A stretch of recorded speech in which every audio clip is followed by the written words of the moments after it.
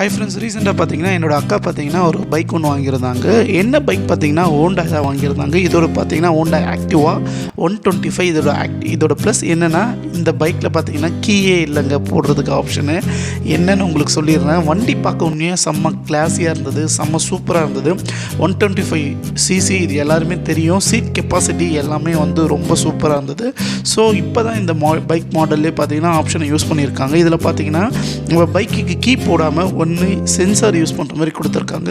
Mostly பார்த்தீங்கன்னா பைக்குக்கு தான் இந்த மாதிரி கொடுப்பாங்க. ஸோ வாங்கினோன்னே வண்டி ஓட்டி பார்க்கலாம், ஓட்டி பார்க்குதாங்க. உண்மையாகவே செம்ம சூப்பராக இருந்ததுங்க. கம்ஃபர்டபுளாக இருந்தது, ஓட்டவே உண்மையாக இருந்தது. சான்ஸே இல்லை, செம்ம சூப்பராக இருந்தது. பிக்கப் குவாலிட்டி எல்லாமே செம்ம சூப்பராக இருந்தது. சான்ஸே இல்லை. சரி, ஓகே, வண்டி வந்தோன்னே எப்படி ஆஃப் பண்ணலான்னு பார்த்தா ஒரு கீ மாரி கொடுத்துருக்காங்க, லாக் மாரி. அதை இந்த சைடு ஆன் பண்ணால் ஆனு, இந்த சைடு ஆஃப் பண்ணால் ஆஃபு. ரெண்டு சைடு நம்ம இப்படி திருப்பணும்னு வச்சிங்கன்னா ஆட்டோமேட்டிக்காக லாக் ஆகிடுது. ப்ளஸ் நெக்ஸ்ட்டு பார்த்தீங்கன்னா லாக் ஆனதுக்கப்புறமா அந்த சென்சார் பட்டன் ஒன்று இருக்குது, அதை ப்ரெஸ் பண்ணி ரெட் கலரில் வந்துச்சுன்னா அது வந்து லாக் ஆகிடுச்சின்னு அர்த்தம். ஆஃப்டர் நம்ம ஓப்பன் பண்ணோம் இல்லை ஆன் பண்ணோன்னா திருப்பி அகெயின் ப்ரெஸ் பண்ணால் க்ரீன் கலரில் வந்ததுன்னா வண்டி ஸ்டார்ட் ஆகும்.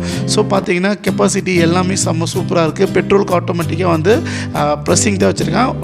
ஓவரால் அந்த பைக் பார்த்தீங்கன்னா லுக் வைஸும் சரி, மைலேஜ் வைஸும் சரி, டெக்னாலஜி வைஸும் சரி, உண்மையாகவே செம்ம ஃபீச்சர்ஸ் இந்த பைக்கில் இருக்குது. நான் யூஸ் பண்ண வரைக்கும் இந்த பைக் பார்த்தீங்கன்னா செம்ம சூப்பராக இருக்குது.